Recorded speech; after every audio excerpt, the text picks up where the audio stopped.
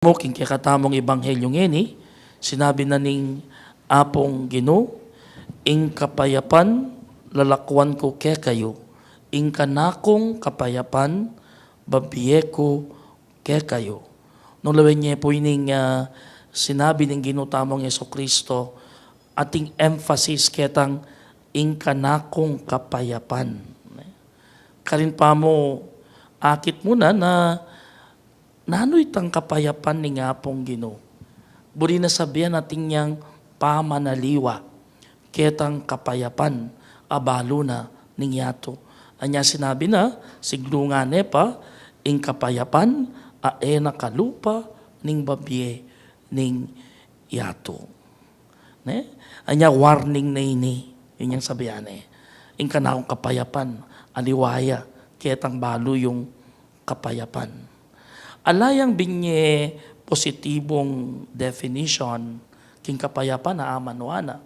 Pero at least balutamo nung nanoy ning kapayapan amanuana ning Dios. Iniya kitayang masala po king kay katang mumunang pamamasa. Ano nung ka rin, ikitdimdam tamo na ing alagad o apostol Pablo, ne? Pemasibas deng bato ding dakal atao. Ne?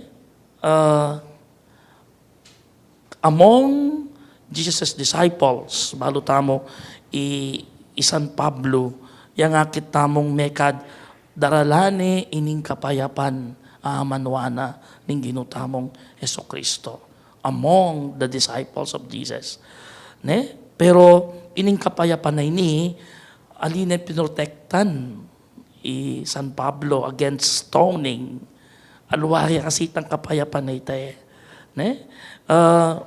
In fact, ne? Nung basan tayo po ing second letter to the Corinthians, sasabihan ng San Pablo, ne? Kukwento na lang San Pablo, dining pila niyang beses may kulong, pila niyang beses penasakit da, pila niyang beses may kipaglaban king kamatayan, and yet, sumangid na niti payapaya. Ne? Payapaya. Ne? At sinabi na 5 kanong beses king gamat da ring Hudyo may katanggap yang 40 lashes minus 1. Nga na ne? And then 3 times sana malupalo dako nga na. Berazibas da kong bato. 3 beses may sirayang sasakeng kong bangka.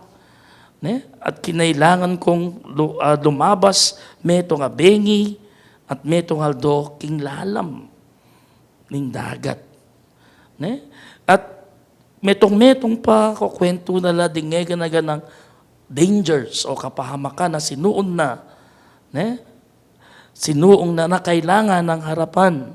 Pero in the end, sinabi na, karingega na ganang pamagkasakit areni, karening sleepless nights, nga na, king kadanupan at kauwan, thirst through cold and exposure, obviously, nga na, all these hardships are hardly but would define as peace. Nga na. Buri na sabihan, sumangit na rin you remain at peace. Ne? O yan isasabihan ng San Pablo po kay katamo na itang kapayapan na amanuana ng ginutang Jesucristo. Na naman sinabing nakamanasakit. Na naman sinabing nakamasubok. Na naman sinabing ta. Actually, nung atsukya kay kapayapaan ng Kristo, niya subukan na kung pilang beses, payapa ka pa mo rin. And that is precisely, I believe, yan daraladang kapayapan ding alagad na ning ginutamong Jesucristo.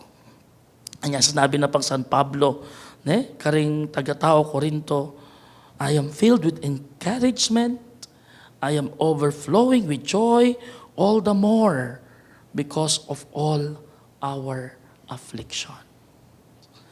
And probably po, o ini mo naman ning mekad o ini mo naman ning disposition daring marakala martir. Martir king kay katang kasalpantayanan. Ano ka rin sumangid na nitang pamagpakasakit da kayrela, and later on, matela, wari, king kay katang kasal pantayanan, bala mawari ating pang song of joy, king karelan labi, ne? Inyang gawan da karela ini, because they know, gagawan da ini, kaya bede nga pong Ginoo, for the greater glory of God. Ne? For so great, nga na pong Saint Paul, for so great is Christ's peace, that it conquers death. Ne? Sabi na po Saint Paul, death is swallowed up in victory. Ne? 1 Corinthians 15:54. So, ito po ito nga pwede tamong tandanan at bakalan niya ningal dong iti. Ne?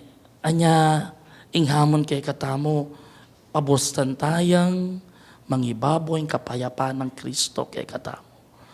Ne? Pabustan tayang yang manimunang kapayapaan na ini.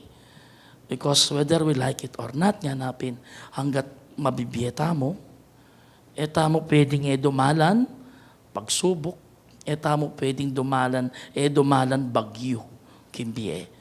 Lakwas na nung susuyo ka king hapong Ginoo. Nakaman spared kareta.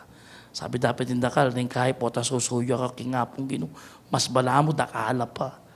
Ding mabibigay kang pagsubok. Precisely, your faith is tested then. Anya, nung payapa ka, dare-derecho mo. And in the end, you will be happy and peaceful.